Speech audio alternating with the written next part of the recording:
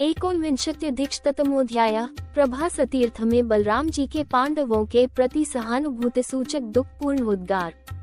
जन्मेजय ने पूछा, तपोधन, प्रभासतीर्थ में पहुंचकर पांडवों तथा वृष्णिवंशियों ने क्या किया? वहां उनमें कैसी बातचीत हुई? वे सब महात्मा यादव और पांडव संपूर्ण शास्त्रों के विद्वान और एक दूसरे का हित चाहने वाले थे, अतः उनमें क्या बात हुई, यह मैं जानना चाहता हूँ। 1-2 वैशंपायन जी ने कहा, राजन, प्रभास क्षेत्र समुद्र तटवर्ती एक पुण्यमय तीर्थ है। वहां जाकर वृष्णिवंशी वीर पांडवों को चारों ओर से घेरकर बैठ गए। 3 तदनंतर गोदुग्ध, कुंदकुसुम, चंद्रमा, मृणाल, कमलनाल तथा चांदी की सी कांति वाले वनमाला विभूषित हलधर बलराम ने कमलनयन भगवान श्री कृष्ण से कहा। 4 बलदेव जी बोले, श्री कृष्ण, जान पड़ता है आचरण में लाया हुआ धर्म भी प्राणियों के अभ्युदय का कारण नहीं होता और उनका किया हुआ अधर्म भी पराजय की प्राप्ति कराने वाला नहीं होता, क्योंकि महात्मा युधिष्ठिर को, जो सदा धर्म का ही पालन करते हैं, जटाधारी होकर वल्कल वस्त्र पहने वन में रहते हुए महान क्लेश भोगना पड़ रहा है। 5 उधर दुर्योधन अधर्मपरायण होने पर भी पृथ्वी का शासन कर रहा है। उसके लिए ये पृथ्वी भी नहीं फटती है। इससे तो मंद बुद्धि वाले मनुष्य यही समझेंगे कि धर्माचरण की अपेक्षा अधर्म का आचरण ही श्रेष्ठ है। दुर्योधन निरंतर उन्नति कर रहा है और युधिष्ठिर छल से राज्य छिन जाने के कारण दुख उठा रहे हैं।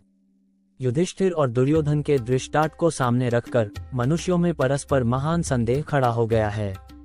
प्रजा ये सोचने लगी है कि हमें क्या करना चाहिए, हमें धर्म का आश्रय लेना चाहिए या अधर्म का। 6-7 ये राजा युधिष्ठिर साक्षात धर्म के पुत्र हैं। धर्म ही इनका आधार है। ये सदा सत्य का आश्रय लेते और दान देते रहते हैं। कुंती कुमार युधिष्ठिर राज्य और सुख छोड़ सकते हैं, परंतु धर्म का त्याग नहीं कर सकते। भला धर्म से दूर होकर कोई कैसे अभ्युदय का भागी हो सकता है? 8 पितामह भीष्म, ब्राह्मण कृपाचार्य, द्रोण तथा कुल के बड़े बूढ़े राजा धृतराष्ट्र, ये कुंती के पुत्रों को राज्य से निकालकर कैसे सुख पाते हैं?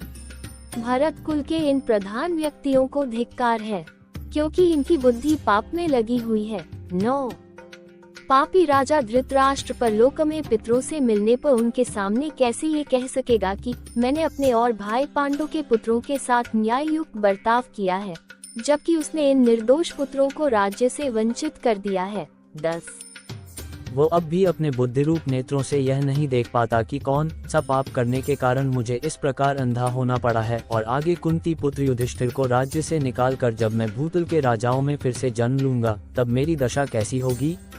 11 विचित्रवीर्य का पुत्र धृतराष्ट्र और उसके पुत्र दुर्योधन आदि यह क्रूर कर्म करके स्वप्न में निश्चय ही पितृलोक की भूमि में सुवर्ण के समान चमकने वाले समृद्धिशाली एवं पुष्पित वृक्षों को देख रहे हैं। 12 इस प्रकार के वृक्षों को प्रत्यक्ष देखना मृत्यु सूचक माना गया है। धृतराष्ट्र सुदृढ़ कंधे तथा विशाल एवं लाल नेत्रों वाले इन भीष्म आदि से कोई बात पूछता तो है, परंतु निश्चय ही उनकी बात सुनकर मानता नहीं है। तभी तो भाइयों सहित शस्त्रधारी युधिष्ठिर के प्रति भी मन में शंका रखकर इन्हें उसने वन में भेज दिया है। 13 भला वे कौरव इन पांडवों का सामना कैसे कर सकते हैं? ये बड़ी बड़ी भुजाओं वाले भीमसेन बिना अस्त्र शस्त्रों के ही शत्रुओं की शक्तिशाली सेना का संहार कर सकते हैं। भीम का तो सिंहनाद सुनकर ही विरोधी दल के सैनिक मल मूत्र करने लगते हैं। 14 वे ही वेगशाली भीम इन दिनों भूख प्यास और रास्ता चलने की थकावट से दुर्बल हो गए हैं।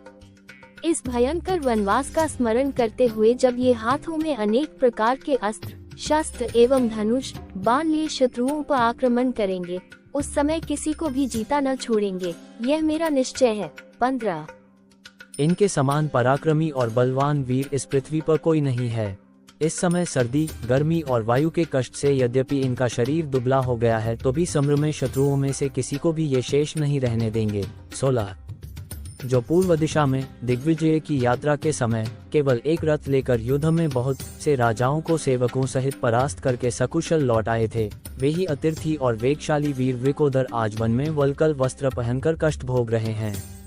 जिसने समुद्र तट पर सामना करने के लिए आए हुए दक्षिण दिशा के संपूर्ण राजाओं पर विजय पाई थी, उसी वेगवान वीर इस सहदेव को देखो, यह आज तपस्वी की सी वेशभूषा धारण किए हुए दुख पा रहा है। 17-18 जिस युद्धकुशल नकुल ने एकमात्र रथ की सहायता से पश्चिम दिशा के समस्त भूपालों को जीत लिया था, वही आज वन में फल मूल से जीवन निर्वाह करता हुआ सिर पर जटा धारण किए मलिन शरीर से विचर रहा है। 19 जो अतिथि राजा द्रुपद के समृद्धिशाली यज्ञ में वेदी से प्रकट हुई थी, वही यह सुख भोगने के योग्य सती साध्वी द्रौपदी वनवास के इस महान दुख को कैसे सहन करती है। 20 धर्म, वायु, इंद्र और अश्विनी कुमारों जैसे देवताओं के ये पुत्र सुख भोगने के योग्य होते हुए भी आज सब प्रकार के सुखों से वंचित हो वन में कैसे विचरण कर रहे हैं। 21 पत्नी सहित धर्मराज युधिष्ठिर जुए में हार गए और भाइयों एवं सेवकों सहित राज्य से बाहर कर दिए गए। उधर दुर्योधन अनीतिपरायण होकर भी दिनों दिन बढ़ रहा है। ऐसी दशा में पर्वतों सहित ये पृथ्वी क्यों नहीं फट जाती।